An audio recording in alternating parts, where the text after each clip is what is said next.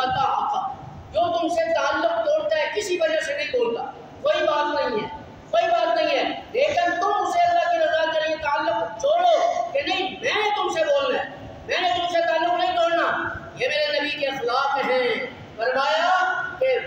یہ آتی من حرمک، یہ چوتھے نمبر کے اخلاق، یہ آتی من حرمک، جو تمہارا مال چھینتا ہے، کوئی ڈاکو ہے، کوئی چور ہے، کوئی ویسے ظلم کے ذریعے زبردستی، جیسے آج کل کئی قسم کے ظلم دنیا میں ہو رہے ہیں، اس وجہ سے ہو رہے ہیں کہ نفسا نفسی کا عالم ہے، لوگ اللہ کی محبت سے دور ہو چکے ہیں، لوگ دین سے دور ہو چکے ہیں، لوگ دولت کے پیچھے بھاگ رہے ہیں، اس لیے مصیبتیں آ رہی ہیں، اس لیے تکلیفوں میں گھرے ہوئے ہیں۔ گھر سے آدمی نکلتا ہے، واپس کا کچھ پتہ نہیں ہے کہ میں اپنے گھر بھی لوٹوں گا۔ آج ظلم کی داستانیں ہیں، ظلم کے بازار ہر جگہ گرم ہیں، کوئی غریبوں پہ ظلم کر رہا ہے، کوئی کسی آدمی پہ ظلم کر رہا ہے، بھائی بھائی پہ ظلم کر رہا ہے، باپ بیٹوں پہ ظلم کر رہا ہے، سب اپنے خاندان پہ ظلم کر رہے ہیں، دوست دوست کو مار رہا ہے، سب کچھ ہمارے آنکھوں کے سامنے ہے۔ کیا اللہ فرماتے ہیں اس کے باوجود بھی کوئی بندہ توبہ کر کے میرے گھر میں آ رہا ہے؟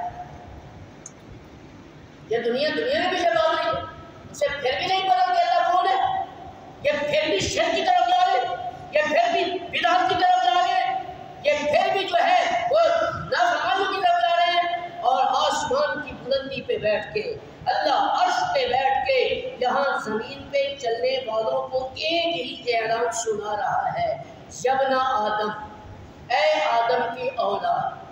میرے گھر میں آ کر فقط 2 رکعت نفل نماز پڑھ لو، تمہارے 70-80 سال کے گناہ پھر بھی اللہ معاف کر دے گا۔ کوئی آئے تو صحیح، 5 وقت کی یہ مسجد عبادت کے لیے بنی ہے نا، تو یہ مسجد ویران ہے، جہاں چلے جو ویران نظر ہے۔ اگر 5000 کی آبادی ہے تو 10 آدمی نماز پڑھنے کی، 20 آدمی نماز پڑھ رہے ہیں، وہ بھی لوگوں کو دکھانے کے لیے بھائی پھر نماز پڑھ کر تو بھائی تو نماز نہیں پڑھی، میں نے نماز پڑھ کے اندر، اگر آپ نے ایک نماز پڑھ لی ہے تو کیا اللہ کا احسان کر رہے ہیں؟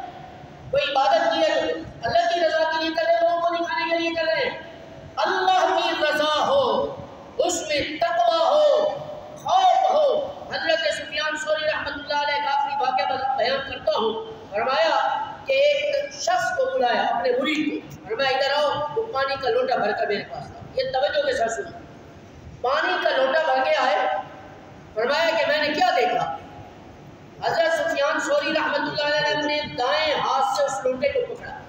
اور بایاں ہاتھ اپنے رخسار پہ رکھا اور یوں کھڑے رہے۔ عشاء کا وقت ہے، جو میں انداز کر رہا ہوں نا کتابوں میں لکھا ہے، ایک ہاتھ میں لوٹا، دوسرا ہاتھ رخسار پہ رکھے یوں کھڑے ہیں، سوچ میں گم۔ عشاء کی نماز کے بعد کا واقعہ ہے، کھڑے رہے۔ وہ مرید کہتا ہے کہ میں لوٹا اپنے حضرت کو لے کر میں کمرے میں چلا گیا اور سو گیا۔ فجر کی نماز کے بعد جب میں آیا تو دیکھا حضرت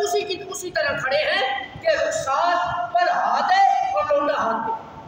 میں حیران ہو گیا کہ حضرت آپ سوئی نہیں ہیں، ساری رات اس حالت میں کیسے گزاری؟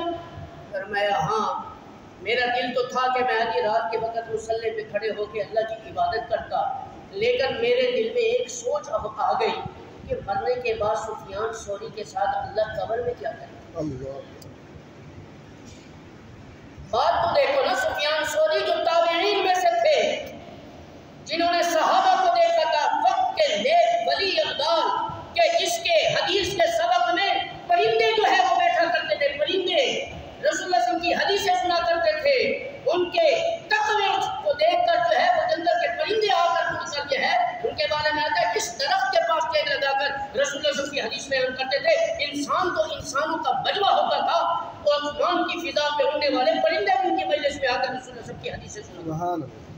یہ ہے اللہ والوں کی زندگی، یہ ہے اللہ والوں کے حالات جو میں آپ کو بتا رہا ہوں۔ آج ہم ان لوگوں کے صحبت میں بیٹھتے نہیں ہیں، دیکھو تو صحیح شہروں کے اندر گندے اور ناچ گانوں میں ہزاروں لوگوں کا مجموعہ، ان سے جا کے پوچھو کہ کلمہ آتا ہے؟ 60-70 سال کی عمر کے لوگوں سے کلمہ صحیح پوچھا جائے تو کلمہ پڑھنا نہیں آئے گا، کلمے کا مطلب نہیں آئے گا،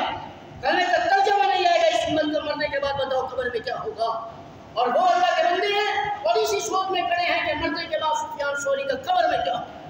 ایک اسی سوچ کے اندر پوری رات گزار دی۔ ایسی زندگیاں گزارو میرے بھائیوں،